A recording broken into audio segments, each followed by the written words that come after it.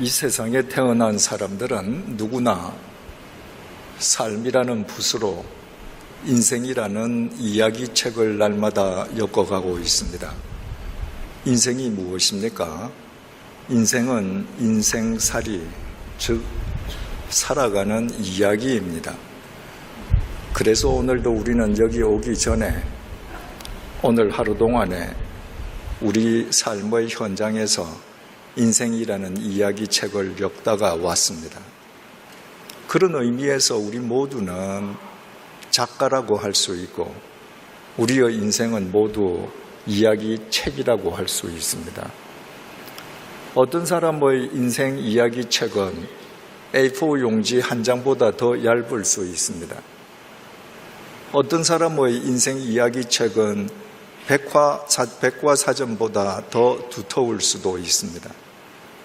어떤 사람은 지금 자신의 인생을 저급한 삼류 통속 소설로 엮어가고 있을지도 모릅니다. 어떤 사람은 자기 인생을 이 세상에 악의 씨를 뿌리는 범죄 소설로 엮고 가기도 할 것입니다. 어떤 사람은 어떤 상황에서든 이 세상과 많은 사람들에게 유익을 끼치는 양서를 엮어가고 있을 수도 있습니다. 자서전이든 수기든 아니면 자전적 소설이든 어떤 사람의 인생 이야기는 활자화되어 이 세상에 출판될 수도 있습니다. 그러나 거의 절대 다수 사람들의 인생 이야기책은 활자화되지 않습니다. 그러면 활자화되지 않은 인생 이야기책은 그냥 소멸되고 맙니까? 그렇지 않습니다. 요한계시록 20장 12절 말씀을 세번역 성경으로 제가 읽어드리겠습니다. 나는 또 죽은 사람들이 큰 자나 작은 자나 할 것 없이 다 그 보좌 앞에 서 있는 것을 보았습니다. 그리고 책들을 펴놓고 또 다른 책 하나를 펴놓았는데 그것들은 생명의 책이었습니다. 죽은 사람들은 그 책에 기록되어 있는 대로 자기들의 행위대로 심판을 받았습니다.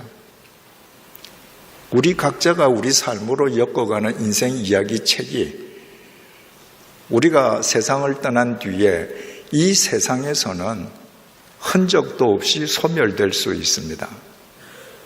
그러나 하나님의 말씀인 성경은 우리 삶의 이야기는 하나님 나라의 책에 낱낱이 기록된다고 말씀하고 계십니다.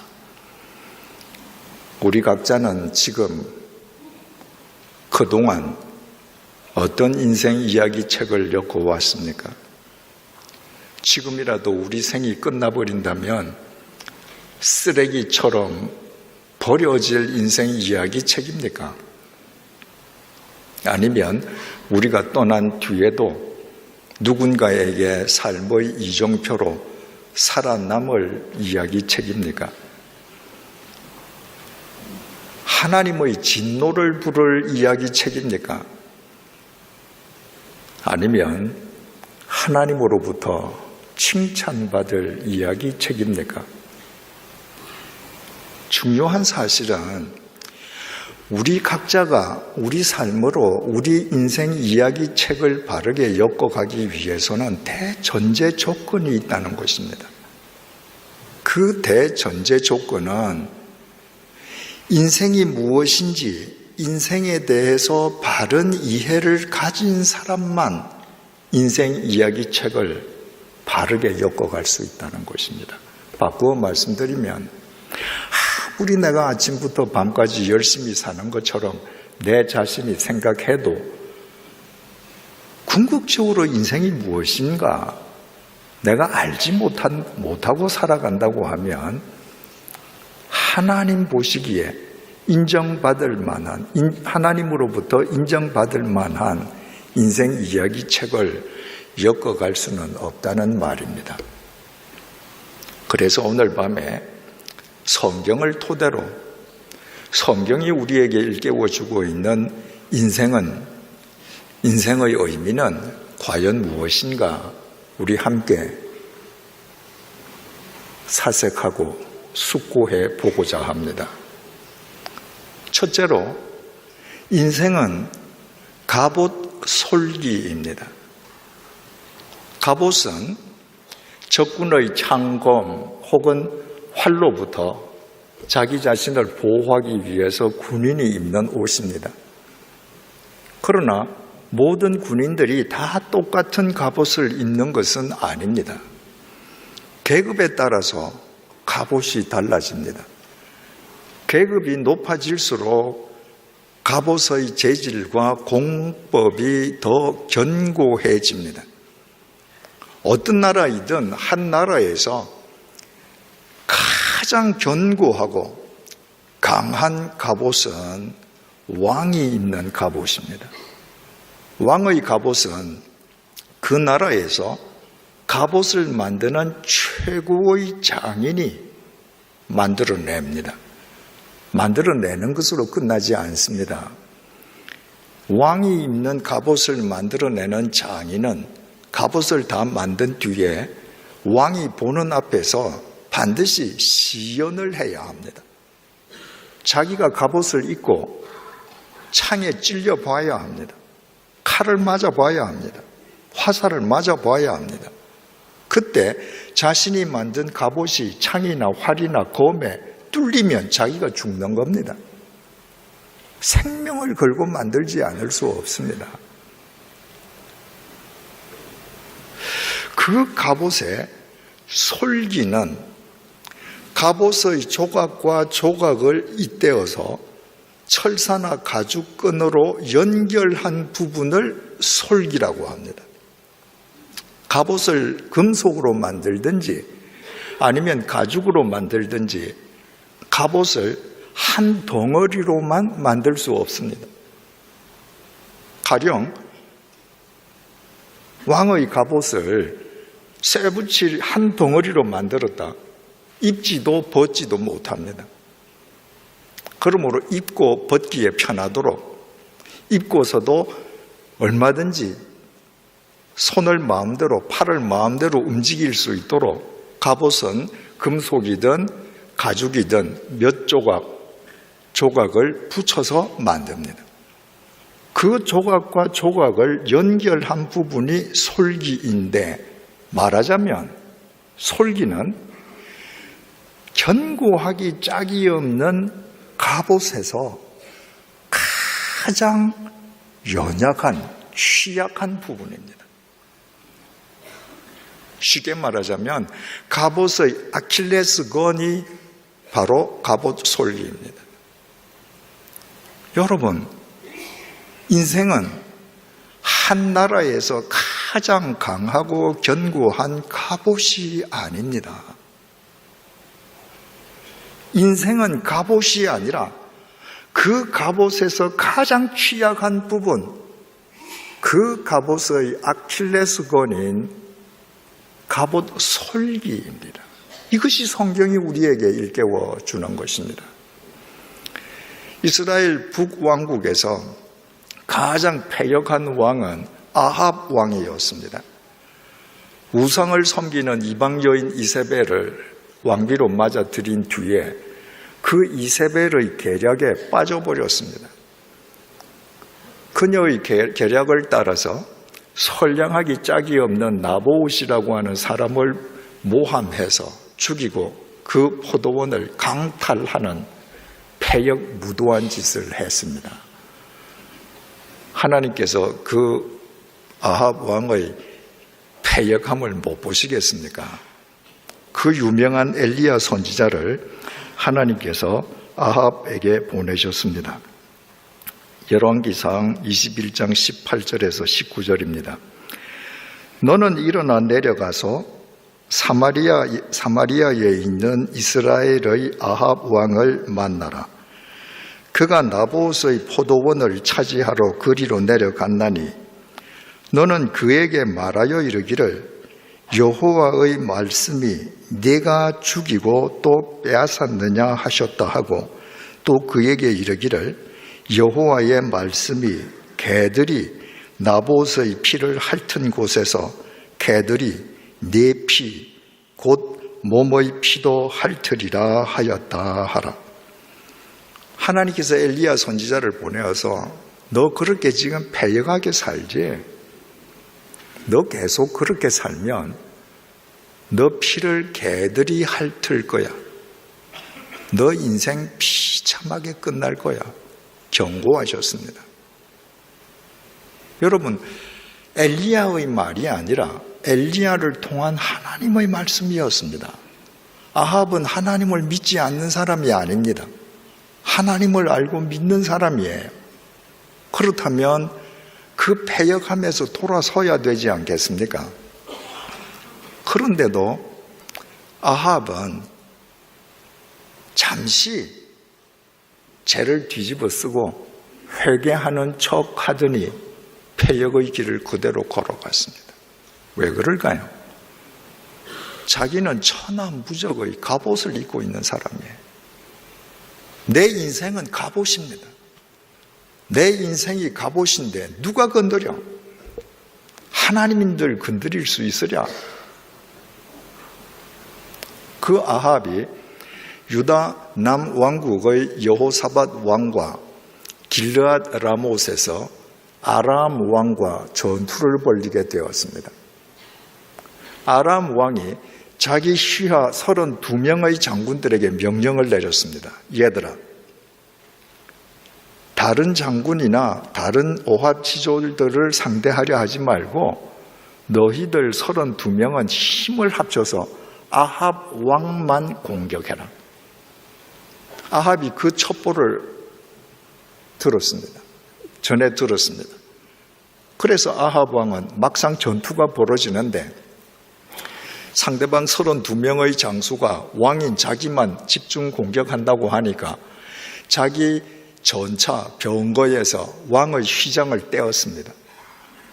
그리고 멀리서도 왕이 뭘 알아볼 수 있는 왕의 투구도 벗었습니다. 일반 병사의 투구를 썼습니다. 그리고 전장으로 뛰어들어갔습니다.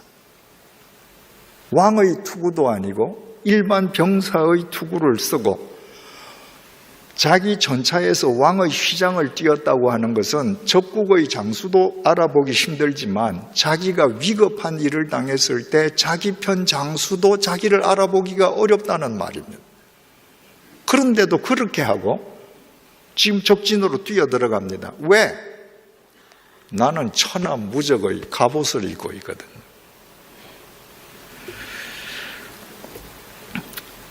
열왕기상 22장 34절입니다. 한 사람이 지금 전투가 막 벌어졌습니다.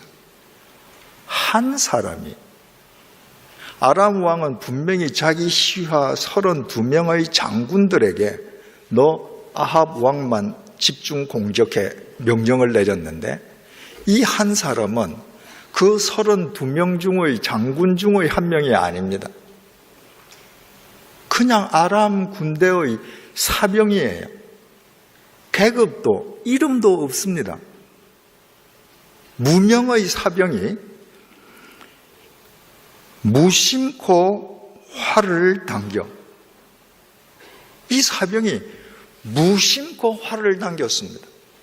우리말 성경에 무심코라고 번역이 되어 있어서 이게 대체 무슨 의미인가 쉽게 와닿지 않습니다.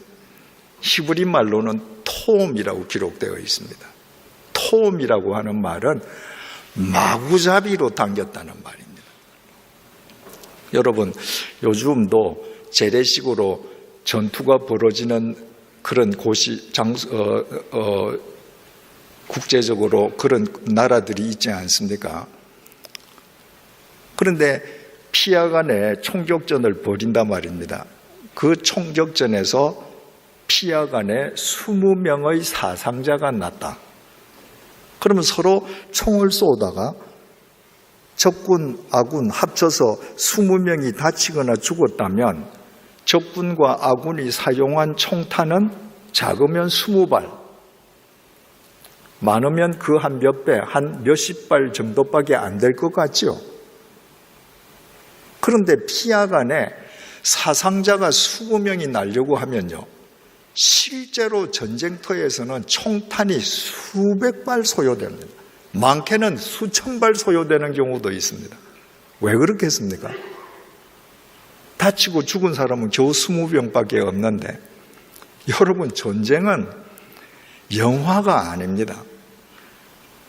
영화를 보면 전투를 벌이는데 주인공들 다 눈 똑바로 뜨고 총 쏘잖아요.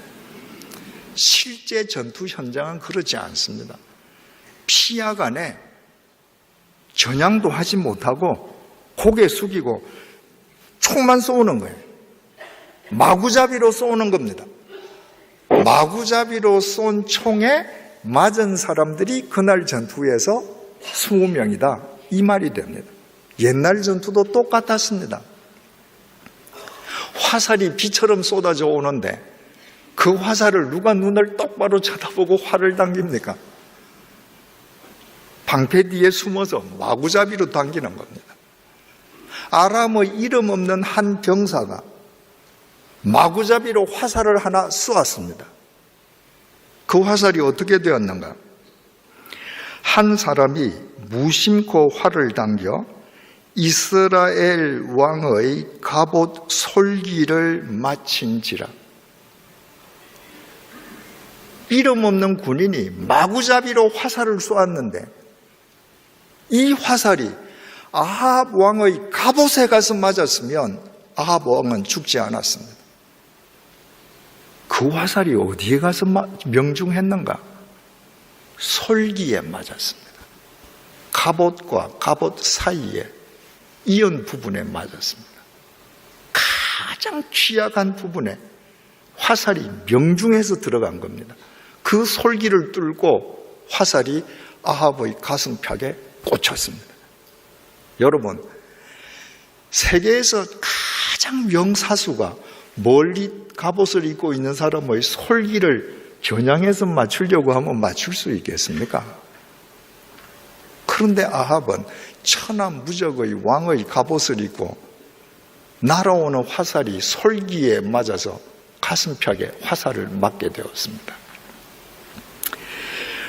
왕이 그 병거 모는 자에게 이르되 내가 부상하였으니 내 손을 돌려 내가 전쟁터에서 나가게 하라 하였으나 35절입니다. 이날에 전쟁이 맹렬하였으므로 왕이 병거 가운데 붙들려 서서 아람 사람을 막다가 저녁에 이르러 죽었는데 상처의 피가 흘러 병거 바닥에 고였더라. 36절에서 37절입니다. 왕이 죽음에 그의 시체를 메어 사마리아에 이르러 왕을 사마리아에 장사하니라. 그 병거를 사마리아의 못에서 씻음에 개들이 그의 피를 핥았으니 여호와께서 하신 말씀과 같이 되었더라. 거기는 창기들이 목욕하는 곳이었더라. 화살을 맞는 순간에 아합은 자기가 죽었다는 걸 절감했습니다. 그래서 자기 곁에 있는 병사에게 빨리 나를 피신시키라고 했는데 너무 적진 깊숙이 들어가서 피신시킬 수 없었습니다. 죽었습니다. 장사를 치렀습니다. 그런데 그의 피가 그가 타고 있던 전차에 흥건히 젖을 정도로 흘러 있었습니다. 개들이 그 피를 핥았습니다. 여러분, 아합이 만약 자기 인생이 갑옷 솔기라는 사실을 알았더라면, 약한 갑옷 솔기인 줄을 알았더라면 하나님이 엘리야를 보내어서 당신의 말씀을 주실 때 하나님을 향해 180도 돌아섰을 것입니다. 그러나 그는 자기가 갑옷이라고 생각했습니다. 그러나 그는 갑옷이 아니었습니다. 아람 군인, 이름도 없는 무명 군인 한 명이 마구잡이로 쏜 화살에 갑옷 솔기가 맞아서 그날로 세상을 끝내고 말았습니다. 예수님께서 이 땅에 계실 때입니다. 한 사람이 예수님을 찾아와서 청탁을 놓았습니다. 자기 형제하고 재산 싸움이 붙었는데 자기 형제에게 이야기해서 아버지 유산을 좀 잘 나누도록 형제에게 좀 압력을 넣어달라는 거예요. 여러분, 예수님께서 형제 재산 싸움이나 해결해 주시려고 이 땅에 오셨습니까? 예수님께서 이렇게 말씀하셨습니다. 누가복음 12장 14절입니다. 이르시되 이 사람아 누가 나를 너희의 재판장이나 물건 나누는 자로 세웠느냐 하시고 이보게 내가 너거 재산 싸움 하는데 내가 재판장 하려고 왔는지 아냐? 내가 고작 너희들 돈 나누는 일에 개입하려고 왔는 줄 아냐? 그러시면서 그 자리에 모여있는 모든 사람들에게 이렇게 말씀하셨습니다. 누가복음 12장 15절입니다. 그들에게 이르시되 삼가 모든 탐심을 물리치라. 사람의 생명이 그 소유의 넉넉한 데 있지 아니하니라 하시고 사람들을 향해서 모든 탐심을 물리쳐라. 지금 형제가 재산 놓고 싸우는 게 이거 지금 탐심 때문이거든요. 그러면서 예수님께서 말씀하셨습니다. 사람의 생명이 그 소유의 넉넉한 데 있지 않다. 여러분, 넉넉하다는 우리말은 참 좋은 말입니다. 아주 따뜻한 말이에요. 넉넉하다고 하면 여유가 있다는 말 아닙니까? 넉넉한 마음, 넉넉한 사고, 넉넉한 삶에서 모든 나눔이 나오지 않습니까? 이 굉장히 좋은 단어인데 예수님께서 사용하신 단어는 이렇게 따뜻한 단어가 아닙니다. 우리말 성경으로 사람의 생명이 그 소유의 넉넉한데 넉넉하다는 의미로 번역된 헬라어 동사 페리슈오는 넉넉하다는 의미가 아니라 과잉으로 철철철 흘러 넘치는 상태를 의미합니다. 예수님께서 이렇게 말씀하시는 거예요. 인간의 생명이 그 소유가 과잉으로 철철철 흘러 넘친다고 그 생명이 강해지는 거 아니다. 이렇게 말씀하신 거예요. 여러분, 한 3, 40년 전만 해도 부모의 유산을 놓고 형제들이 싸우면 말입니다. 행여라도 남이 알까 쉬쉬하면서 싸웠습니다. 요즘 그러나요? 아닙니다. 공개적으로 싸웁니다. 형 친구들은 형 편 들고요. 동생 친구들은 동생을 위해서 기도해 줍니다. 근데 여러분, 이 예수님의 말씀을 잘 놓고 생각해 보세요. 아버지의 유산을 놓고 형제들이 철천지 원수가 되어서 싸우는 그 사람들이 먹을 것이 없어서 생존 때문에 싸웁니까? 아닙니다. 아버지가 남긴 유산을 놓고 지금 콩 한 조각을 서로 나누어 먹어야 하는 생존에 직면한 사람들은 아버지 유산 놓고 싸우지 않습니다. 그들은 오손도손 살아갑니다. 아버지 유산 놓고 싸우는 사람들은 이미 자기 재산이 있는데 자기 재산 더 과잉으로 철철철철 흘러 넘치게 하려고 싸웁니다. 왜 그렇게 싸워요? 형제가 원수되면서 재산이 철철철철 흘러 넘치는 만큼 내 인생은 더 견고한 갑옷이 될 것이라고 착각하는 겁니다. 예수님께서 인간의 생명이 그 소유의 넉넉함에 있지 않다라고 말씀하시고 곧 이어서 그 유명한 어리석은 부자의 비유를 말씀하셨습니다. 누가복음 12장 16절에서 21절을 제가 읽겠습니다. 또 비유로 그들에게 말하여 이르시되 한 부자가 그 밭에 소출이 풍성하매 심중에 생각하여 이르되 내가 곡식 쌓아 둘 곳이 없으니 어찌할까 하고 또 이르되 내가 이렇게 하리라 내 곡간을 헐고 더 크게 짓고 내 모든 곡식과 물건을 거기 쌓아 두리라. 또 내가 내 영혼에게 이르되 영혼아 여러 해 쓸 물건을 많이 쌓아 두었으니 평안히 쉬고 먹고 마시고 즐거워하자 하리라 하되 하나님은 이르시되 어리석은 자여 오늘 밤에 내 영혼을 도로 찾으리니 그러면 내 준비한 것이 누구의 것이 되겠느냐 하셨으니 자기를 위하여 재물을 쌓아두고 하나님께 대하여 부요하지 못한 자가 이와 같으니라. 이 부자는 수년 동안 풍년이 들어서 많은 소출을 지금 곳간에 산더미처럼 쌓아두었습니다. 올해 또 풍년입니다. 그걸 어디로 흘려보낼 생각을 하지 않았습니다. 곳간을 더 크게 짓고 더 많이 쌓아둘 것을 생각했습니다.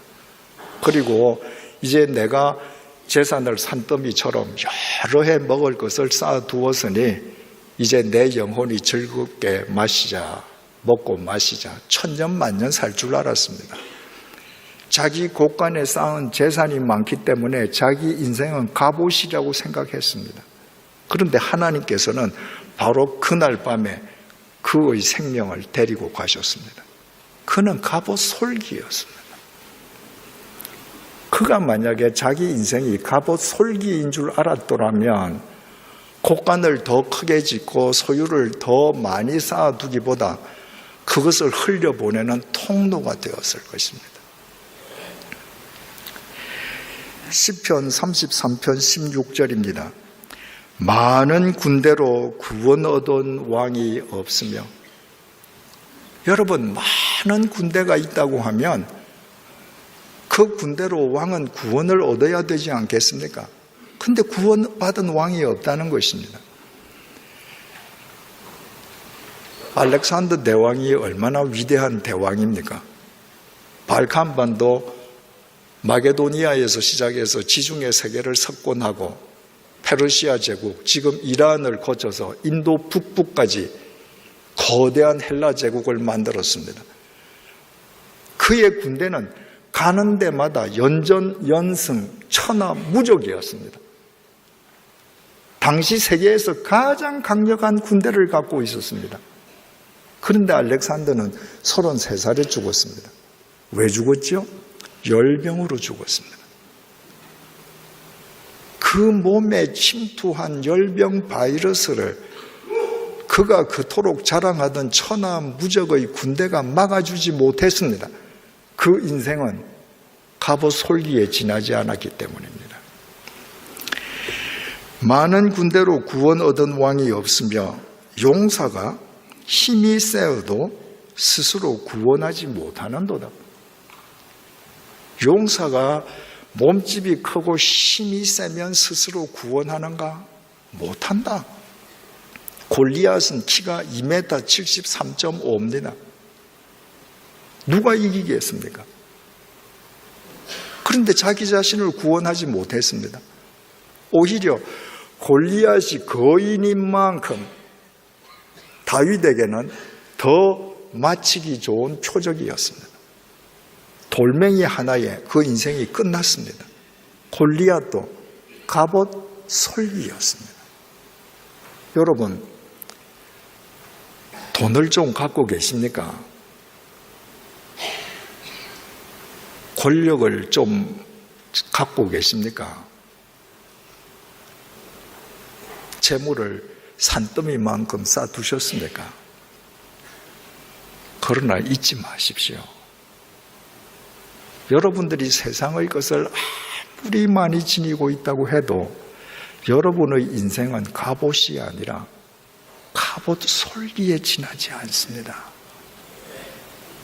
이 사실을 깨닫는다면 경제적이든 육체적이든 어떤 의미에서든 내가 지금 고난을 당하고 내가 지금 괴로움을 당하고 내가 지금 아픔을 당하는 문제가 있다면 그 문제야말로 내가 갑옷이라고 착각하지 않고 겸손하게 갑옷 솔기임을 늘 기억하면서 살게 해주시려는 주님의 은혜임을 알게 됩니다.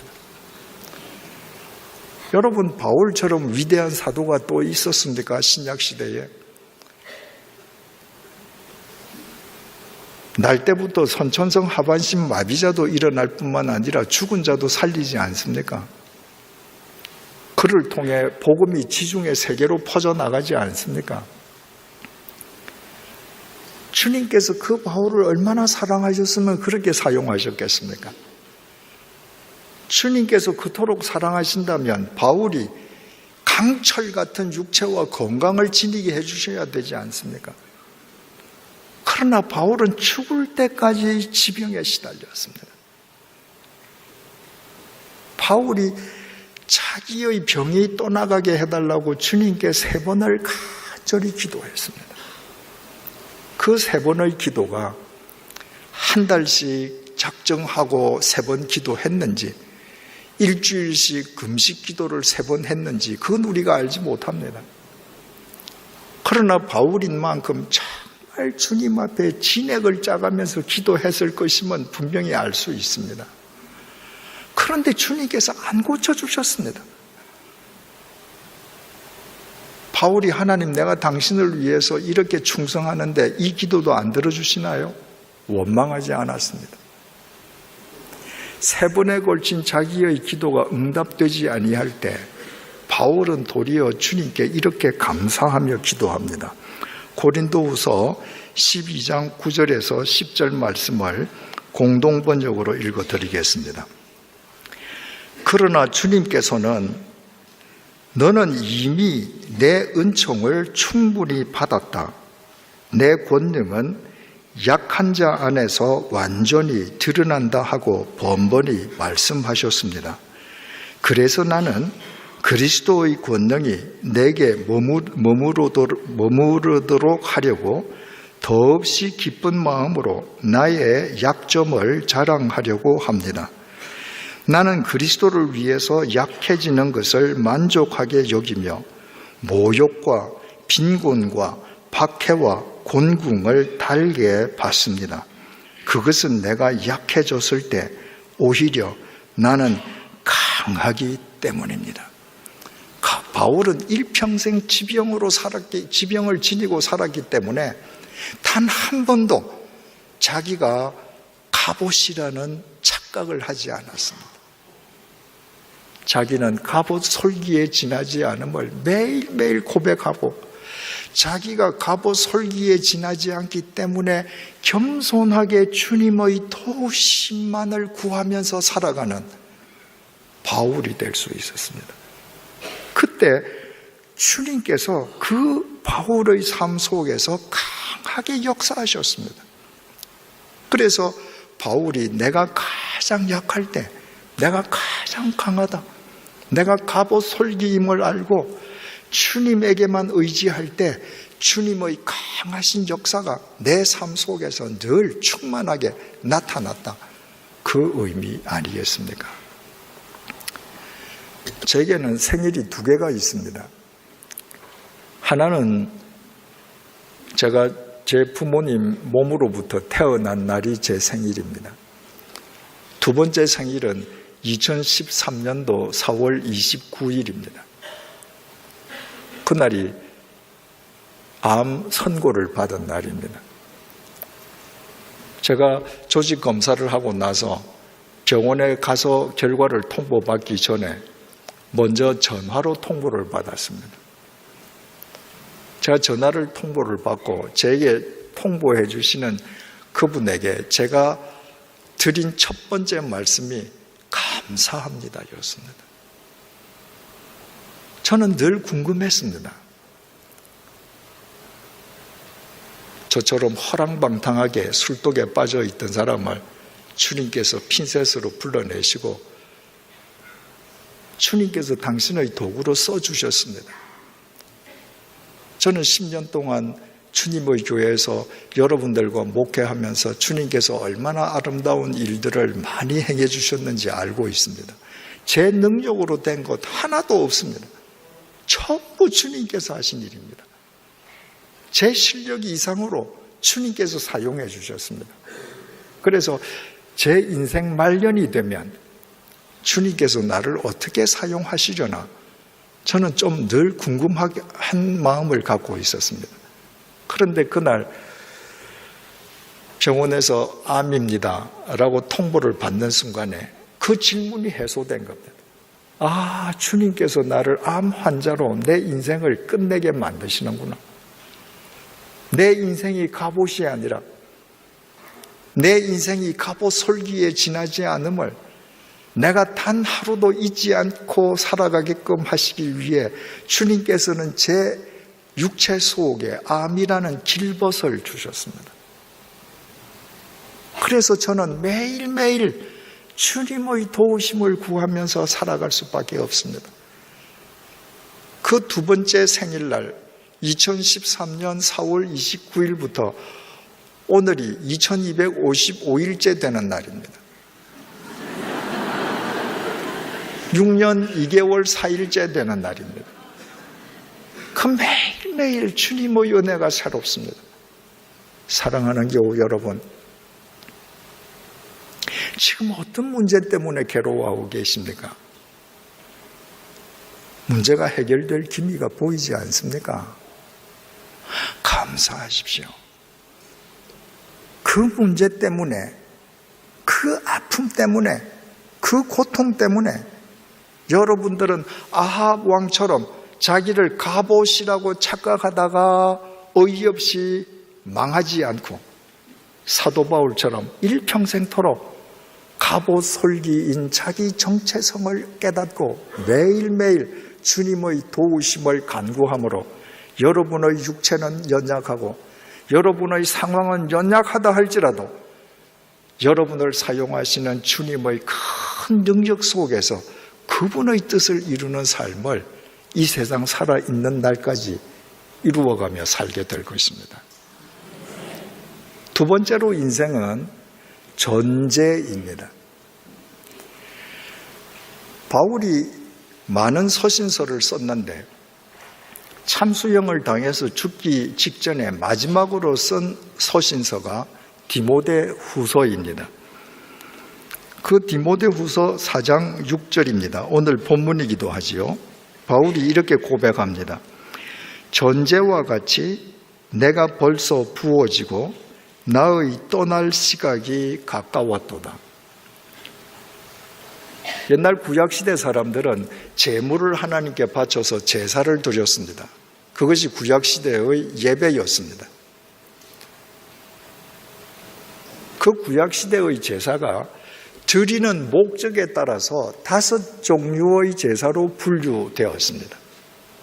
하나님께 대한 철저한 자기 의탁, 헌신을 목적으로 하는 번제, 충성, 그리고 봉사를 뜻하는 소제, 감사와 서원, 그리고 친교를 위한 화목제, 죄 사함을 위한 속죄제, 물질적 범죄에 대한 죄 속함을 위한 속건제, 이렇게 5가지 제사가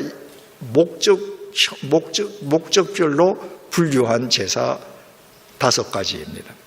그런데 그 제사를 하나님께 드릴 때 어떤 방법, 어떤 형태로 드리느냐에 따라서 4가지 형태로 분류가 되었습니다. 하나님께 바쳐 드리는 제물을 불에 태워서 드리는 것, 불화자를 써서 화제라고 했습니다. 하나님께 바쳐 드리는 제물을 하늘에 들어 올렸다가 제단에 내려놓아서 하나님께 바쳐 드리는 것, 들거자를 사용해서 거제라고 했습니다. 하나님께 바쳐 드리는 제물을 들어서 상하, 혹은 좌우로 재물을 흔들어서 바치는 제사를 흔들 요자를 써서 요제라고 했습니다. 피, 포도주, 기름처럼 액체를 제물로 하나님께 부어드리는 제사를 부월존자, 전제라고 했습니다. 지금 바울은 자기 자신을 전제로 인식하는 겁니다. 액체를 하나님께 부어드리는 전제와 같이 내가 벌써 부어지고 나의 떠날 시각이 가까워졌도다. 이것은 바울의 대단한 통찰력입니다. 여러분, 구약시대에 전제로 제사를 드리는 것이 그 제물을 피, 포도주, 기름과 같은 액체를 부어드리는데 반드시 피, 기름, 포도주가 아니더라도 액체를 그릇, 제기에 넣어서 부으면 우리 눈으로 볼 수가 있어요. 액체를 따르면 따르는 만큼 그 그릇 속의 공간이 점점 더 커집니다. 지금 바울은 자기 인생을 전제, 액체를 붓는 전제로 여기고 자기 인생을 눈으로 보는 거예요. 아, 내 인생을 내가 이만큼 지금 쏟아 부었어. 그릇 안이 텅 비어 있네. 전제와 같이 내가 벌써 다 부어져서 이제 나는 세상을 하직할 때가 다 되었네. 바울은 인생을 전제로 인식한 것입니다. 이것을 요즘 시계로 표현한다고 하면 바울은 인생을 아날로그나 디지털 시계가 아니라 모래시계로 인식했다는 말입니다. 아날로그 시계는 초침, 분침, 시침 세 개의 바늘이 시계판 위를 무한 반복해서 회전하는 겁니다. 디지털 시계는 0부터 59까지의 숫자가 무한 반복으로 나타납니다. 그래서 디지털 시계든 아날로그 시계든 그 시계를 보면 계속 오는 시간만 나타납니다. 지나간 시간은 나타나지 않습니다. 그 시계를 보고 내가 바울처럼 내 인생이 전제처럼 다 부어졌네? 아날로그 디지털 시계에 절대 나타나지 않습니다. 디지털 시계와 아날로그 시계에는 오는 시간만 계속 1초 나타나기 때문에 그 시계를 보면 마치 내가 1000년 만년 살 것처럼 착각하게 만듭니다. 그런데 모래시계는 형태부터 다릅니다. 모래시계는 삼각형의 유리병이 역방향으로 서로 어물려 있습니다. 밑 유리병에 모래가 가득 차 있습니다. 한 인간이 태어난 순간입니다. 태어난 순간부터 그 모래시계 위에 있는 모래가 아래로 떨어지기 시작합니다. 모래시계의 특성은 모래시간만 떨어진 시간의 공간이 눈으로 확인된다는 것입니다. 여러분, 저는 제 인생 모래시계가 제 눈에 보입니다. 제 인생 모래시계 윗 유리병은 만 70년 2개월 21일만큼 텅 비어 있습니다. 그 시간은 절대 리필되지 않습니다.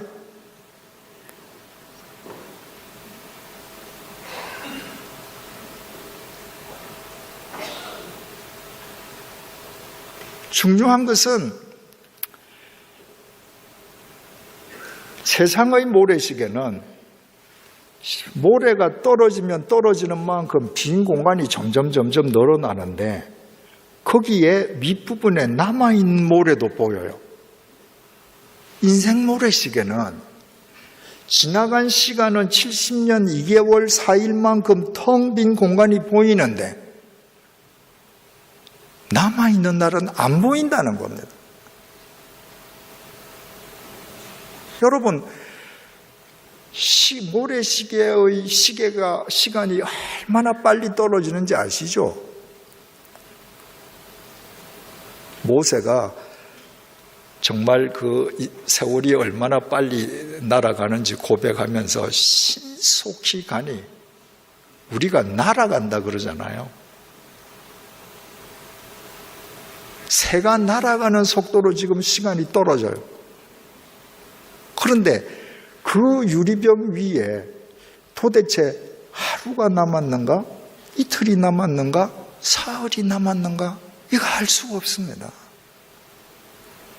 인생이 아날로그 시계나 디지털 시계가 아니라 전제와 같이 모래시계라는 사실을 깨닫는 사람만 이미 모래시계 윗부분에서 사라져버린 시간의 공간을 확인하면서 그 공간이 크면 큰 만큼 오늘 하루가 주어진 이 시간의 절대적인 의미가 감사하지 않을 수 없는 겁니다. 여러분, 그리스의 극작가 소포클레스가 이런 말을 하지 않았습니까? 그대가 헛되이 보낸 오늘은 어제 죽은 사람이 그토록 살기를 열망했던 내일이다. 여러분, 오늘 어떻게 사셨습니까? 헛되게 보냈습니까? 어제 죽은 사람이 그렇게 살기를 열망했던 내일입니다. 왜 여러분들 오늘 헛되게 살았습니까? 모래시계의 윗부분이 안 보이시니까 그런 거예요. 수십 년이 지금 텅 비었는데 또 하루가 주어졌다. 여러분, 봄이 되면 온 세상이 소생하지 않습니까?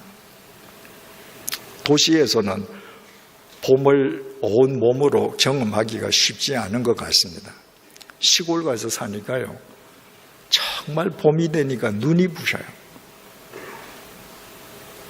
여러분, 제가 사는 마을에도 90세 되시는 분들도 계신데 그런 분들이 말입니다.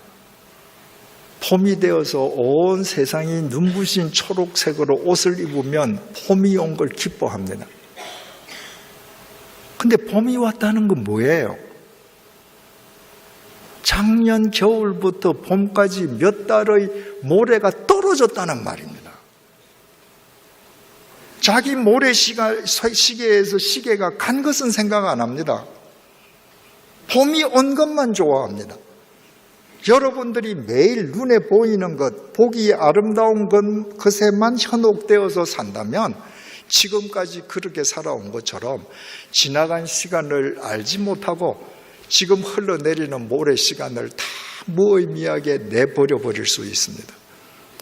그러나 모래시계에서 지나간 시간의 텅 빈 공간을 보신다면 오늘 떨어지는 이 모래, 이 날이 폭풍이 부는 날이면 어떻습니까? 엄동설한이면 어떻습니까?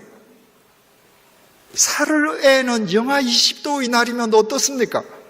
어제 죽은 사람이 그렇게 살도록 살기를 열망했던 날이 노력하지 아니한 나에게는 오늘도 주어졌는데, 그렇다면 봄만 기뻐할 것이 아니라 겨울에도, 폭설 속에서도, 폭풍 속에서도 내가 그리스도인으로 주님의 말씀을 따라서 세상과 누구에겐가 기여하면서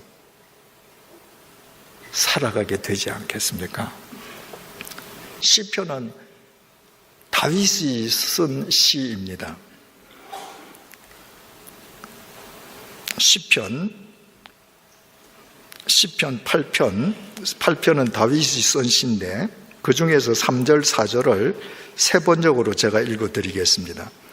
주님께서 손수 만드신 저 큰 하늘과 주님께서 친히 달아놓으신 저 달과 별들을 내가 봅니다. 사람이 무엇이기에 주님께서 이렇게까지 생각하여 주시며 사람의 아들이 무엇이기에 주님께서 이렇게까지 돌보아 주십니까? 바울은 매일매일 하루하루가 주어진다는 것, 다윗은 그게 감격해서 주님께서 어떻게 사람을 이렇게 돌보아 주십니까? 하고 노래했습니다. 제가 아까 말씀드리지 않았습니까? 제 인생 모래시계는 이미 만 70년 하고도 더 많은 날들이 뻥 뚫려 있습니다. 앞으로 몇 날이 저에게 있을는지 저는 알지 못합니다. 그런데 아침에 일어나서 눈을 뜨면 또 하루가 제게 주어진 것입니다. 제 평생에 한 번도 맞아본 적이 없는 새날이 또 하루 주어졌습니다. 그래서 블라인드를 올리고 창밖을 내다볼 때 이 시편 8편은 다윗의 고백이 아니라 인간 이재철이 70년을 산 이재철이의 고백이 되는 것입니다. 주님께서 손수 만드신 저 큰 하늘과 주님께서 친히 달아놓으신 저 달과 별들을 내가 봅니다. 제철이가 무엇이기에 주님께서 이렇게까지 생각하여 주시며 제철이가 무엇이기에 주님께서 이렇게까지 돌보아 주십니까? 그 모래시계에 또 하루의 모래가 떨어지게 해주신 그 주님의 은혜를 내가 감사한다고 하면 비록 나이는 들고 병든 육체는 쇠퇴해 간다 할지라도 그래도 뭔가 오늘 또 하루 내가 발딛고 있는 이 세상에 내가 살고 있는 내 마을에 기여하는 삶을 살려고 애쓰지 않겠습니까? 여러분 매일매일 하루하루가 여러분에게 주어지는데 여러분 인생이 모래시계라는 사실을 알지 못하고 매일매일 하루하루를 여러분의 욕망을 위해서 그냥 허투루 써버린다. 그런 인생이 부러움의 대상이 될 수 있을는지 모르겠습니다. 그저 호의호식하고 아무것도 안 하고 하고 싶은 거 다 하고 그러나 하나님 보시기에 누구에겐가 기여하지 않고 살아가는 그런 인생은 이 세상에 쓰레기만 배출하는 인생에 지나지 않습니다. 제가 여러분들께 여쭤보겠습니다. 여러분들 태어나신 이래 오늘 이르기까지 깨끗한 물 얼마나 많이 마시셨습니까? 그 물 다 어디 갔습니까? 소변으로 버리셨죠. 여러분들 그동안 맛있는 음식 얼마나 많이 드셨습니까? 어디다 갔습니까? 화장실에서 다 버렸습니다. 여러분들 평생에 버린 종이는 얼마나 많습니까? 여러분들 평생에 버린 옷은 얼마나 많습니까? 버린 구두는 얼마나 많습니까? 버린 가구는 얼마나 많습니까? 여러분 인생이 모래시계임을 알지 못하고 오늘 하루 주어진 이 하루가 누군가에게 기여해야 할 절대적인 의미의 날임을 알지 못한다면 여러분들이 아무리 많은 돈을 갖고 있어도 여러분들이 주일마다 와서 봉사해도 여러분들은 태어나서 죽을 때까지 여러분들이 돈이 더 많으면 더 많을수록 더 많은 쓰레기를 세상에 배출하면서 세상을 오염시키다가만 여러분들 인생은 끝납니다. 주님께서 그런 인생 기뻐하시지 않을 것은 두말할 나위가 없습니다. 세 번째로 인생은 입김입니다. 인생이 모래시계라고 했는데 세상의 모래시계를 보면 위에 있는 모래가 다 떨어지고 나면 아래 유리병에 그대로 남아 있습니다. 그래서 인생이 모래시계라고 해도 뭔가 인생 시계가 다 끝나도 남는 것처럼 여겨집니다. 그러나 인생 모래시계는 그렇지 않습니다. 여러분들 잘 아시는 전도서 1장 1절에서 2절 말씀입니다. 다윗의 아들 예루살렘 왕 전도자의 말씀이라. 다윗의 아들이니까 솔로몬 아닙니까? 솔로몬이 뭐라고 했는가? 전도자가 이르되 헛되고 헛되며 헛되고 헛되니 모든 것이 헛되도다. 히브리 말은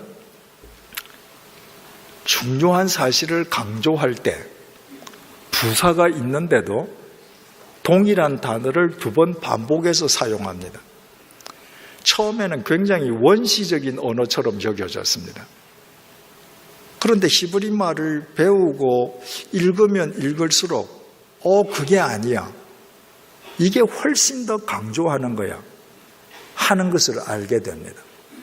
가령 솔로몬이 인생은 대단히 헛돼. 인생은 매우 헛돼. 몹시 헛돼. 라고 하는 것하고 헛되고 헛되며 헛되고 헛되나니 모든 것이 헛되도다. 어느 게 더 강조가 됩니까?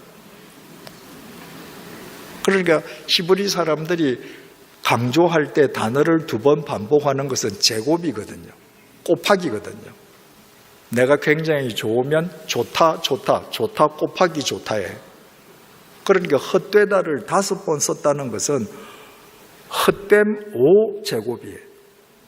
이거는 말로 표현할 수 없을 정도로 어떤 부사도 동원할 수 없을 만큼 헛되다는 것입니다. 그런데 여기에서 솔로몬이 헛되다고 말을 한 이 히브리어 단어가 헤벨인데 그 헤벨은 숨이라는 말도 되고 입김이라는 말도 됩니다. 물론 공허함, 헛됨 이런 뜻도 있지만 본래는 숨, 입김입니다. 제가 후 하고 입김을 붑니다. 분명히 열기도 느껴져요. 유리에 훅 하면 김이 소리기도 합니다. 근데 이게 있습니까? 실제가 없습니다. 순식간에 사라집니다. 인생이 그런 입김이라는 거예요. 다윗이 시편 39편 5절에서 이렇게 고백합니다. 주께서 나의 날을 한 뼘 길이만큼 되게 하시매.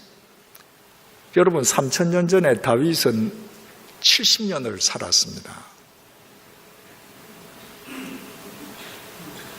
목사님, 다들 부채질 하시는데, 네.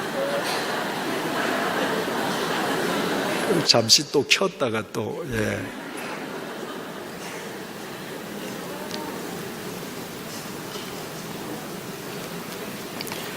(3000년) 전에 다윗이 70년을 살았는데 그 당시로서는 엄청나게 장수한 겁니다. 지금 100살보다 더 오랜 세상을 살았습니다.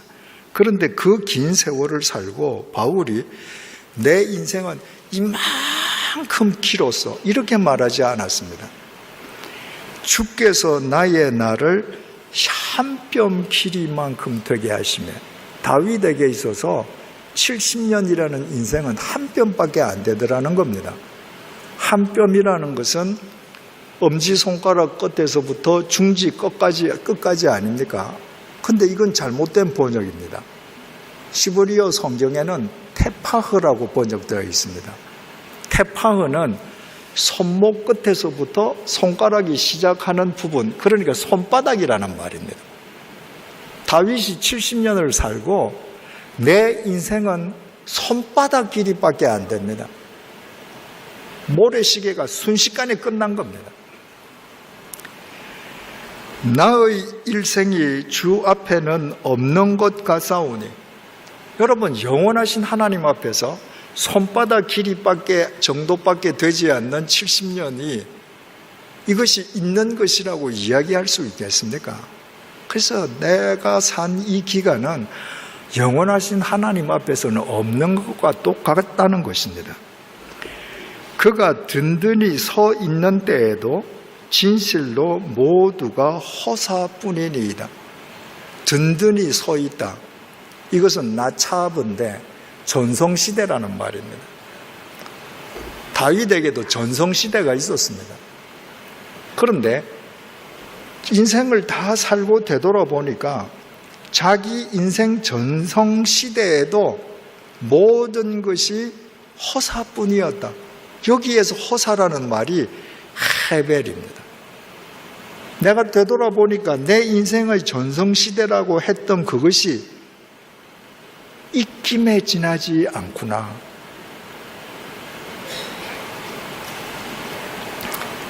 다윗은 또 시편 62편 9절에서 이렇게 고백합니다. 세 번적으로 읽어드릴게요. 신분이 낮은 사람도 입김에 지나지 아니하고, 신분이 낮은 사람, 가난한 사람, 그 사람 인생 입김에 지나지 않는다는 거예요.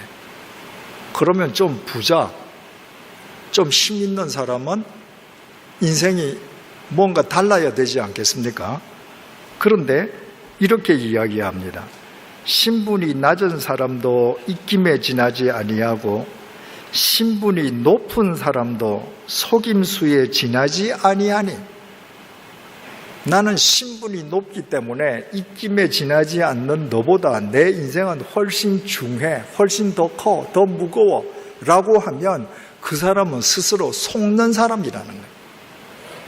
신분이 약한 사람도 그 인생은 입김, 신분이 높은 사람도 입김, 가난한 사람도 입김, 부자도 입김이라는 거예요. 그들을 모두 다 저울에 올려놓아도 입김보다 가벼울 것이다. 여러분, 오늘날 72억 인구가 있습니다. 그 72억 인구한테 어느 날 몇 시, 몇 분, 몇 초에 다 똑같이 하늘을 향해서 후 하고 입김을 내뿜으라고 얘기했다고 하십시다. 그래서 내뿜었습니다. 그게 지금 남아 있습니까? 없습니다. 그래서 내가 지금 현재형으로 입김을 불 때 아직도 열기가 느껴지는 내 입김, 굳이 무게를 따지자면 72억 명의 사라진 입김보다 현재형의 내 입김이 더 무겁다고 말합니다. 이게 72억 명을 모아 놓아 보아야 입김인 인생은 아무것도 아니라는 말이에요. 여러분, 숨, 입김, 이게 아무 실체도 없이 헛된 것, 허망한 것의 상징 아닙니까? 그래서 성경은 또 인생을 이렇게 표현합니다. 시편 102편 3편 공동 번역입니다. 나의 세월은 연기처럼 사라지고, 자기 인생이 연기처럼 사라져 버리더라는 겁니다. 제가 사는 시골집 옆집에서 겨울에 딱 저녁 5시가 되면 장작으로 불을 뗍니다. 그러면 산 위에서 바람이 내려와서 그 연기가 다 우리 집 마당으로 들어와요. 그 연기 굉장히 센 것 같습니다. 그런데요, 그때 잠시뿐입니다. 순식간에 다 사라집니다. 여러분과 내 인생이 실체 없는 연기하고 똑같다는 겁니다. 입김하고 똑같다는 말인 것이죠. 야고보서 사도는 야고보 4장 13절 14절에서 이렇게 고백합니다. 들으라, 너희 중에 말하기를 오늘이나 내일이나 우리가 어떤 도시에 가서 거기서 1년을 머물며 장사하여 이익을 보리라 하는 자들아, 내일 일을 너희가 알지 못하는도다. 너희 생명이 무엇이냐? 너희는 잠깐 보이다가 없어지는 안개니라. 제가 사는 시골집이 해발 560m입니다. 그래서 안개가 자주 끼어서 보입니다. 그런데요, 제가 지금 8개월째 사는데 단 한 번도 솟아오른 안개가 그 모양 그대로 10분 이상 있는 안개를 본 적이 없습니다. 안개는 피어 올랐다고 하면 그냥 사라지고 다른 모양이 됩니다. 이처럼 인생은 실체 없는 숨, 입김, 연기, 안개처럼 헛되고 헛될 뿐인데, 그런데 숨, 안개, 연기, 입김과 차이가 나는 부분이 딱 하나 있습니다. 시편 146편 3절에서 4절입니다. 귀인들을 의지하지 말며 도울 힘이 없는 인생도 의지하지 말지니 그의 호흡이 끊어지면 흙으로 돌아가서 그날에 그의 생각이 소멸하리로다. 안개, 입김, 숨, 연기는 실체가 없는데 그냥 그것들은 실체 없이 그냥 사라져버려요. 인생은 실체 없는 안개, 연기, 입김, 숨과 똑같은데 그런데 인생은 흙으로 소멸되는 과정이 있습니다. 어떻게 흙으로 소멸되는가? 이사야 14장 11절입니다. 내 영화가 스올에 떨어졌으며 내 비파 소리까지로다. 구더기가 내 아래에 깔림이여 지렁이가 너를 덮었도다. 우리 인생이 안개처럼 입김처럼 소리 없이 실체도 없이 사라지는데 그 사라지는 과정이 어떻게 되는가? 구더기를 요로 삼고 지렁이를 입을 삼고 그렇게 형체도 없이 사라져갑니다. 여러분들 아무리 잘 살아도 여러분들이 아무리 많은 것을 갖고 있어도 여러분이 죽고 나서 매장하면 여러분의 시신은 구더기 밥이 되고 지렁이 밥이 되는 것입니다. 이게 인생입니다. 이 인생의 실체를 바로 아는 사람만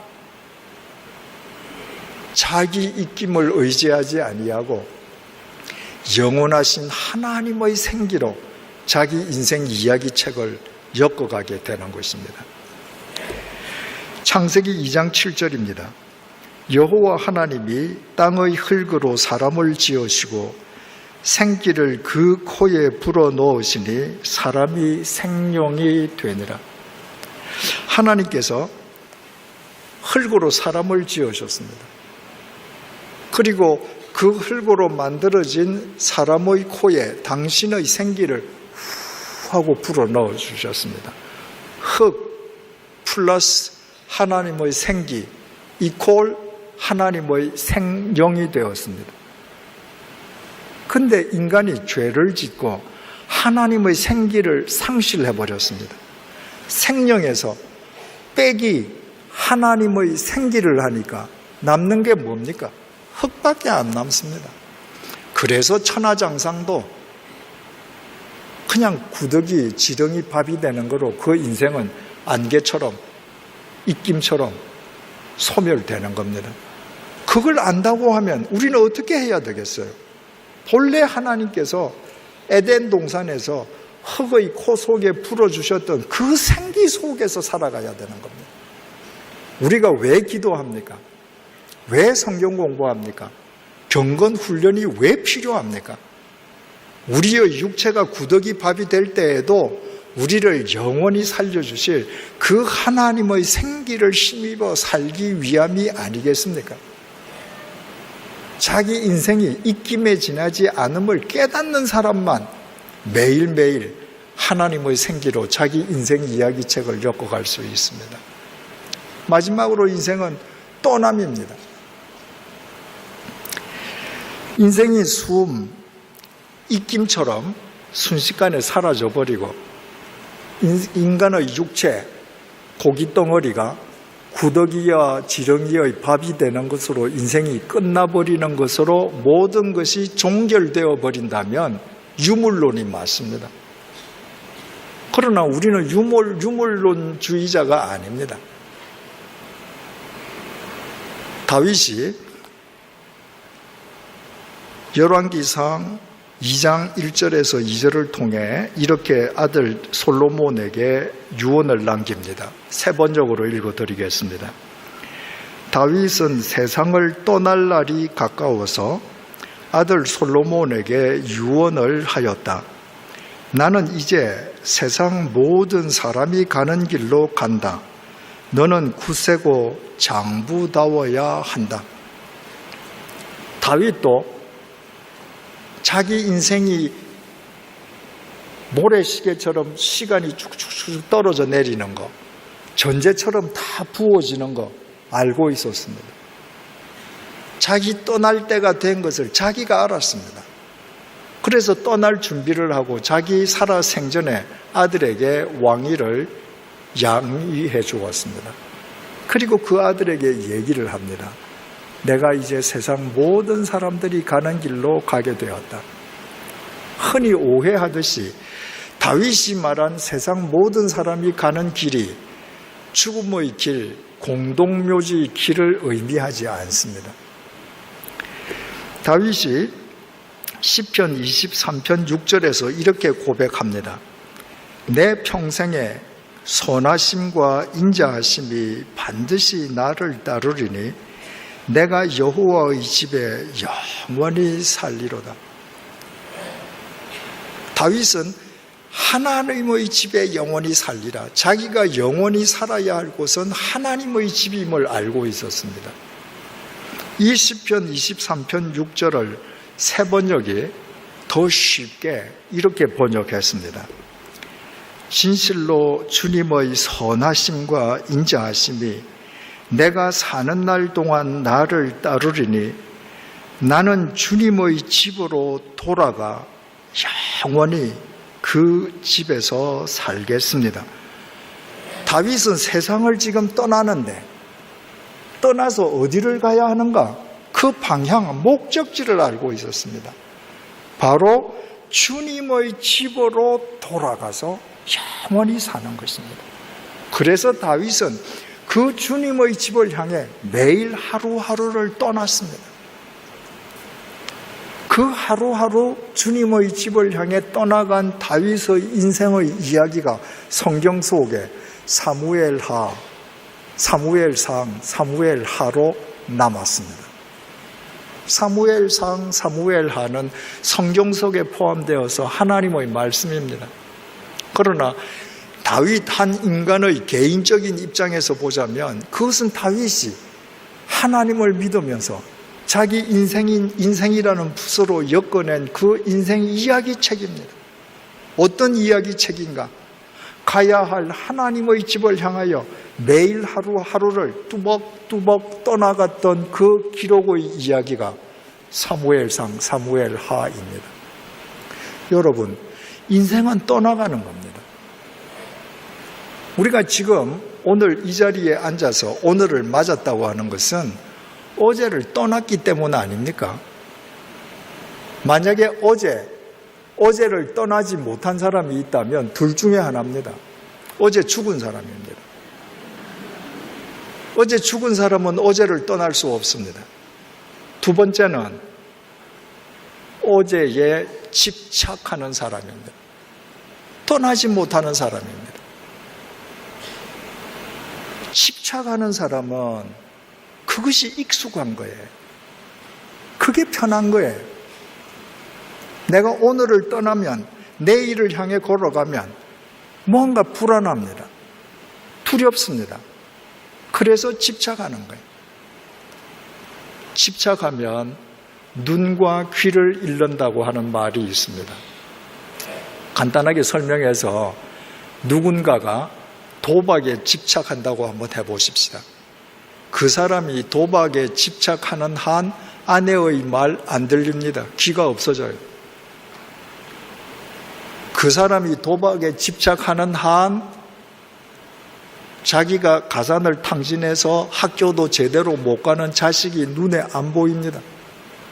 눈과 귀를 잃어버려요. 눈과 귀는 오직 도박에만 꽂혀 있는 것입니다. 눈과 귀만 잃습니까? 그렇게 눈과 귀를 잃으면서 사람도 잃어버리고 내일도 잃어버리고 인생을 몽땅 잃어버립니다. 오늘을 떠나지 않는 사람, 어제에 집착하는 사람, 그 사람에게는 내일이 주어질 수가 없습니다. 여러분, 믿는다고 하는 것은 나의 익숙함을 벗어 던지는 겁니다. 나의 편안함을 내가 스스로 부인하는 것입니다. 그래서 미지의 내일을 주님 안에서 미지의 내일을 향해서 내 발을 굳건하게 내딛는 것입니다. 그때 주님에 의해서 광야에 길이 나고 사막에 강이 터지는 겁니다. 혹 여기에 청년들이 계십니까? 여러분, 젊은 시절은 머물러 있지 않습니다. 젊은 시절은 지나가는 것입니다. 여러분들이 지금 청년 시절을 구가하고 있다는 것은 이미 여러분들의 인생에서 청년 시절이 끝나가고 있음을 의미합니다. 그것을 안다면 나는 가만히 있는데 청년 시절이 나한테 왔다가 나를 떠나가도록 내가 피동적으로 앉아 있을 것인가? 그게 아니면 내가 20대를 하루하루 떠나서 30대를 향해서 내가 능동적으로 걸어 나가 들어갈 것인가? 선택의 기로에 서게 됩니다. 20대를 떠날 수 있는 사람만 30대를 준비할 수 있습니다.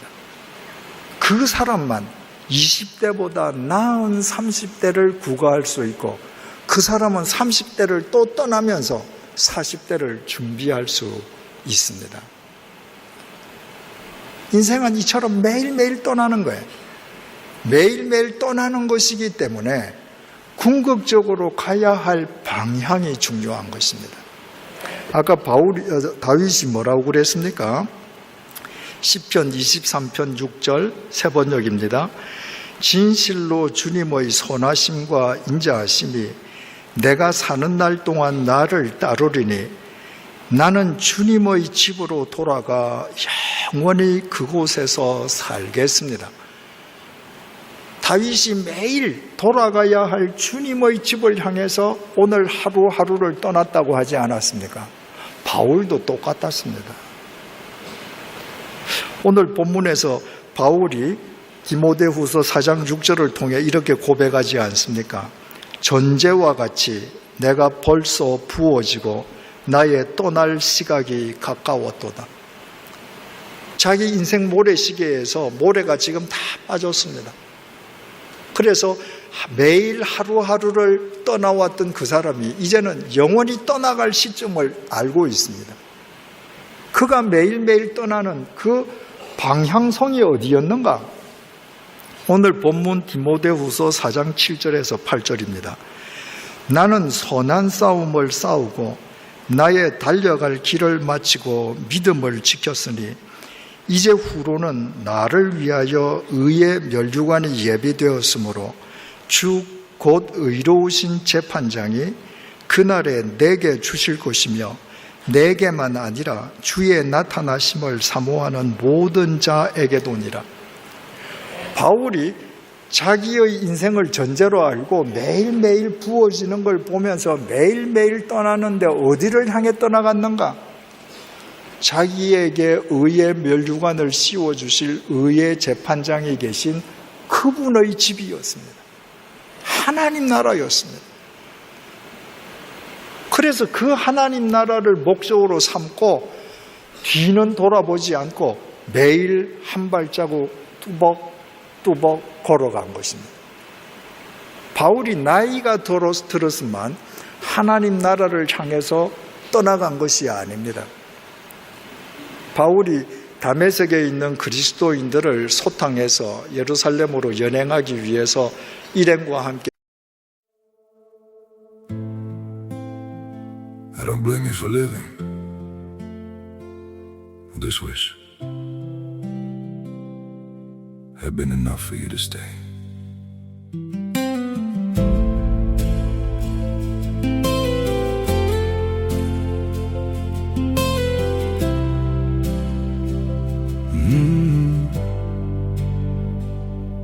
I saw it coming in the way you changed, in the silence between your words. Every I'm fine felt heavier than truth, like something breaking unheard. I tried to fix what I didn't understand, held on tighter as you slipped away. But love can't grow where it's already gone. don't blame you for living this wish had been enough for you to stay.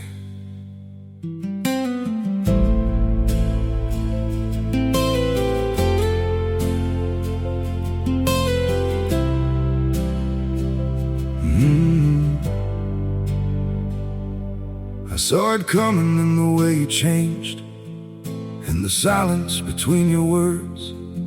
Every I'm fine felt heavier than truth, like something breaking unheard. I tried to fix what I didn't understand, held on tighter as you slipped away. But love can't grow where it's already gone. I don't blame you for living this wish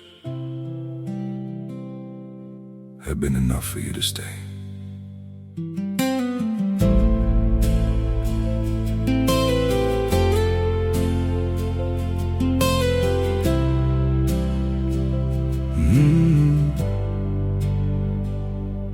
I saw it coming in the way you changed, in the silence between your words. Every I'm fine felt heavier than truth, like something breaking unheard. I tried to fix what I didn't understand, held on tighter as you slipped away. But love can't grow where it's already gone. I don't blame you for living this wish. 다메섹 원정을 나서지 않습니까?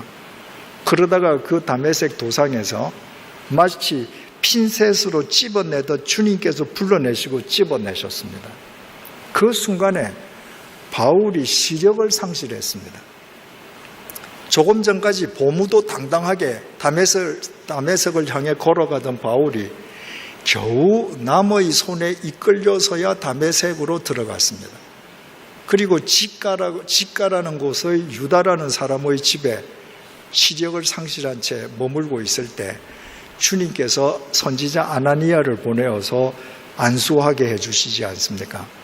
그래서 아나니아의 안수로 사도행전 9장 18절 그가 다시 보게 된지라 라고 기록되어 있습니다. 다시 보게 되다.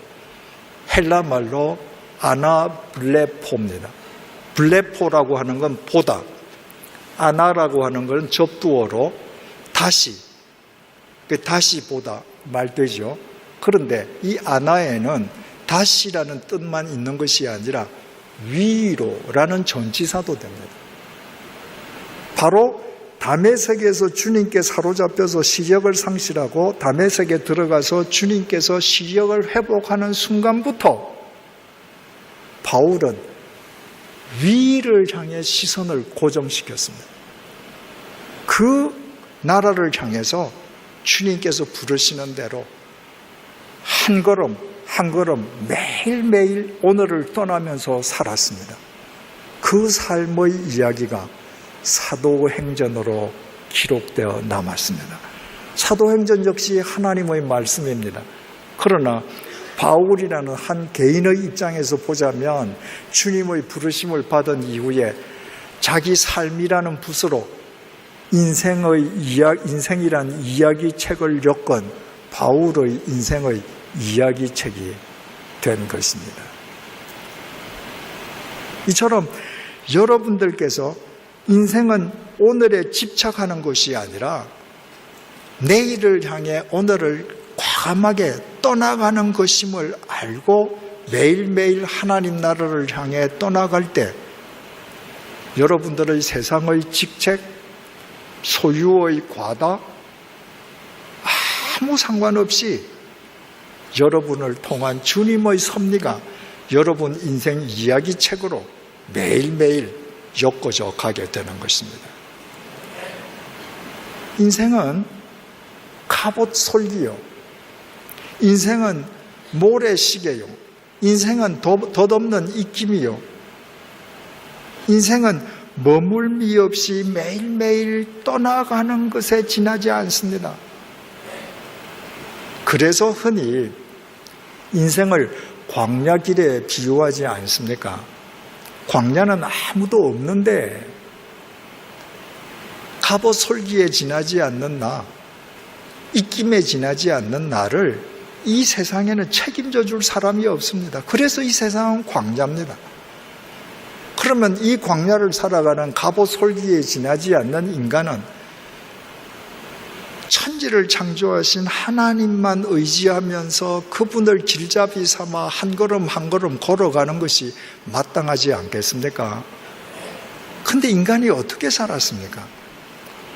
400년 동안 애굽에서 노예살이하던 이스라엘 백성이 출애굽했습니다.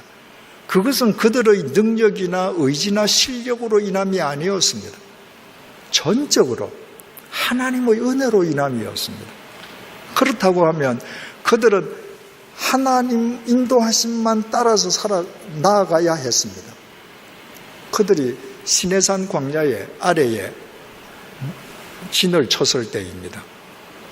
모세가 시내산에 하나님의 계명을 받으러 올라갔는데 40일 동안 내려오질 않습니다.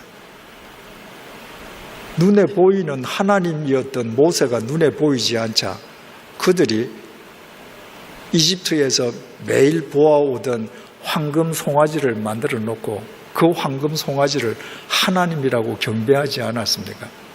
바로 이 황금 송아지가 우리를 애굽에서 인도해 내신 엘로힘이다. 하나님이다. 그러므로 내일을 여호와의 절일로 선포하자. 눈에 보이는 하나님보다 이 황금 송아지라야 우리 인생이 갑옷처럼 견고해질 수 있다는 것입니다. 하나님께서 진노하셨습니다. 그래서 수천 명이 목숨을 잃었습니다. 그 사건 이후에 하나님께서 이렇게 말씀하십니다. 출애굽기 33장 2절에서 4절입니다.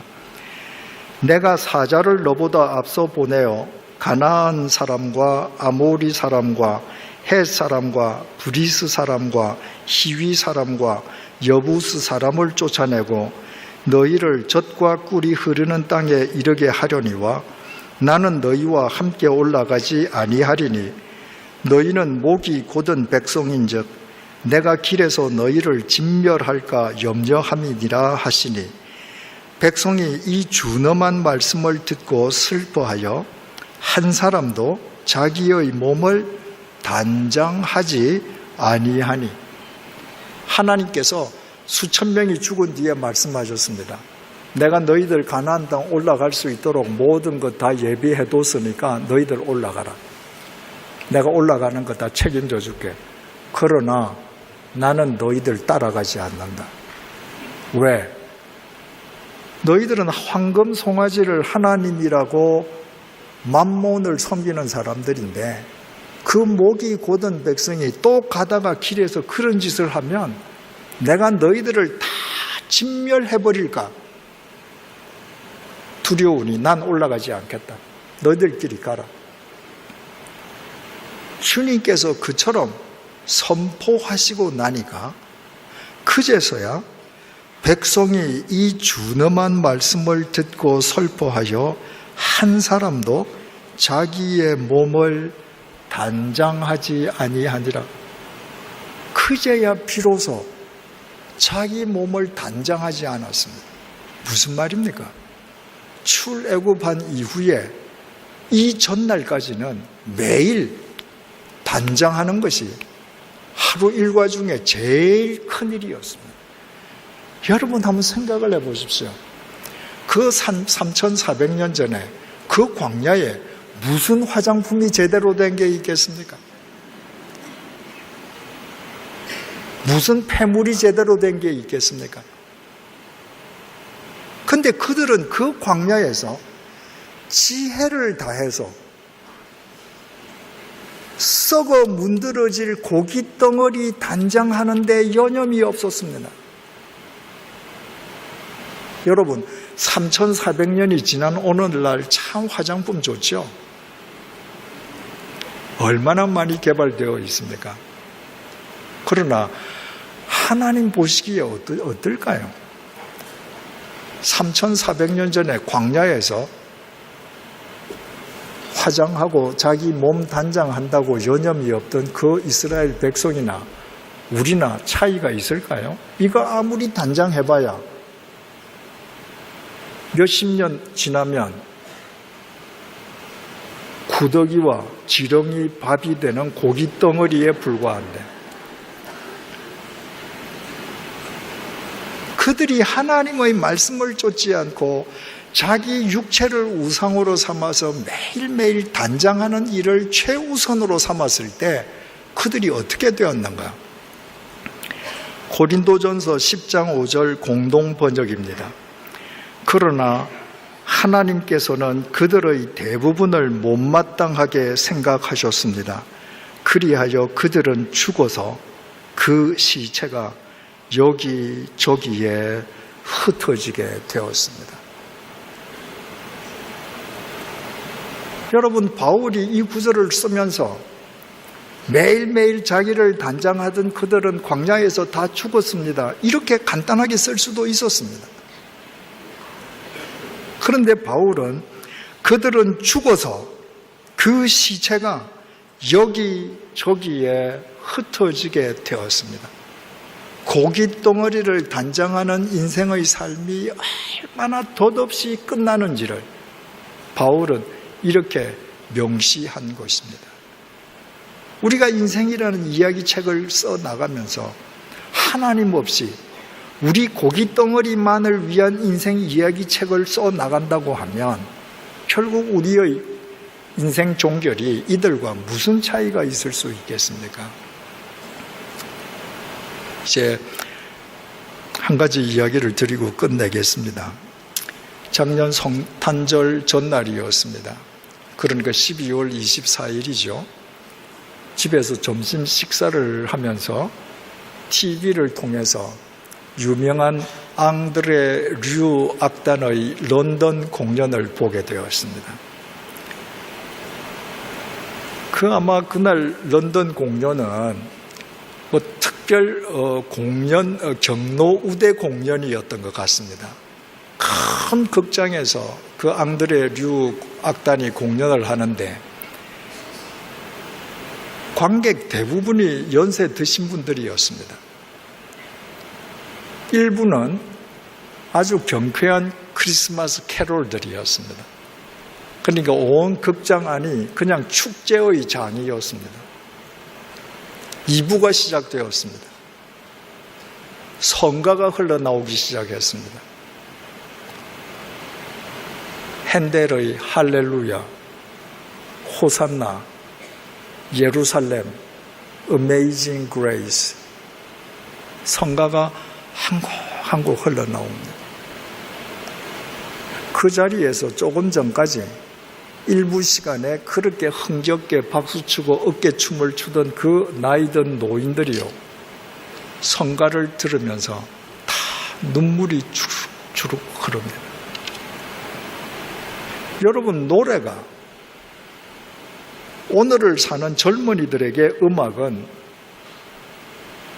감상의 대상, 즐김의 대상입니다. 근데 나이가 든 사람에게 자신이 젊은 시절에 들었던 노래는 단순한 음악이 아닙니다. 나이가 든 사람에게 옛날에 듣던 음악은 자기 인생에 대한 회한이요, 후회요, 자기 인생에 대한 반추요, 추억이요, 여러 가지 메시지로 전해옵니다. 여러분, 몇 해 전에 영국 성공회가 영국 요크에서 총회를 열었는데 그 총회에서 가장 시급하게 결의된 안건이 뭔지 아십니까? 어떤 방법을 동원해서이든지 교인을 증가시키는 것을 급선무로 한다. 지금 영국 성공회에 교인들 평균 나이가 60세가 넘었습니다. 물리적으로 가만히 두면 20년 후에는 성공회 없어집니다. 영국에서. 교인이 없어지는 거예요.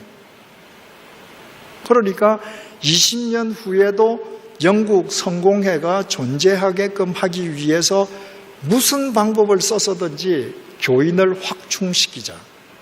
그것이 제1교리 사항이었습니다. 여러분, 적어도 영국인이라고 하면, 거기에 앉아있는 백발의 70, 80 노인들이라고 하면 50년 전에, 60년 전에 그들 다 영국 성공의 교인들 아니었겠습니까? 그런데 오늘날 영국 성공의 교회가 통통 비어있다면 그들이 교회를 떠난 거죠. 그들이 성가를 들으면서, 그들이 떠났던 교회를 생각하면서, 그들이 버렸던 하나님을 생각하면서 눈물을 흘리는 것입니다. 여러분, 가슴이 찡했습니다. 여러분, 우리 인생이 모래시계인데 우리 모래시계에 모래가 얼마 남아있는지 모릅니다. 근데 우리가 인생을 다 산 뒤에 그렇게 가슴을 치고 후회하고 내 인생에 대해서 회한의 눈물을 지으면서 내 인생을 끝내어서야 되겠습니까? 사랑하는 교우 여러분, 인생은 갑옷이 아니라 갑옷 솔기입니다. 지금부터 겸손하게 주님의 도우심을 구하면서 매일매일 살아가십시다. 인생은 모래시계입니다. 오늘 하루 주어진 이 하루의 절대적인 의미를 감사하면서 이 하루를 내 욕심을 위해서가 아니라 이 세상과 누군가에게 기여하는 생명의 삶을 살아가십시다. 인생은 최전성 시대에도 지나치고 보면 입김에 지나지 않습니다. 하나님께서 태초에 우리에게 불어주셨던 그 생기, 말씀과 기도로 그 생기를 회복하면서 살아가십시다. 인생은 머물미 없이 떠나가는 것입니다. 어떤 하루에도 집착하지 마십시다. 오직 가야 할 그 집, 하나님의 나라를 목적 삼고 하루하루 오늘을 뚜벅뚜벅 떠나 그 집을 향해 걸어가십시다. 우리가 세상에서 비록 가진 것도 없어도, 세상에서 명성을 누리지 못해도, 우리가 보잘것없는 인간이라 할지라도 주님께서 우리 인생을 사용하셔서 우리 인생 이야기 책을 우리가 떠난 뒤에도 누군가에게 이정표가 될 영원한 사도행전 29장으로 엮어 주실 것입니다. 기도하시겠습니다. 하나님 아버지, 생각 없이 살았습니다. 매일 열심히 살았는데 많은 것을 소유하고 과잉되어 철철 흘러 넘치듯이 소유하려 하며 살았는데 정작 인생이 무엇인지, 그 목적이 어디에 있는지 알지 못하고 살아왔습니다. 이제 오늘도 우리에게 또 하루의 생명을 허락하시고 하나님의 말씀이 일깨워주는 인생이 무엇인지 우리로 하여금 알게 해주시니 진심으로 감사합니다. 이 인생을 바르게 알고 우리의 삶으로 주님 안에서 우리 인생 이야기 책을 날마다 바르게 엮어가게 도와주시옵소서. 그리하여 세상에서는 비록 우리가 무명하다 할지라도 우리 인생을 주관해 주시는 주님 때문에 우리가 엮어가는 우리 인생의 이야기 책이 우리가 이 세상을 떠난 뒤에도 많은 사람들에게 생명의 빛을 전해주는 사도행전 29장으로 승화되게 하여 주시옵소서. 예수님 이름으로 기도드립니다. 아멘.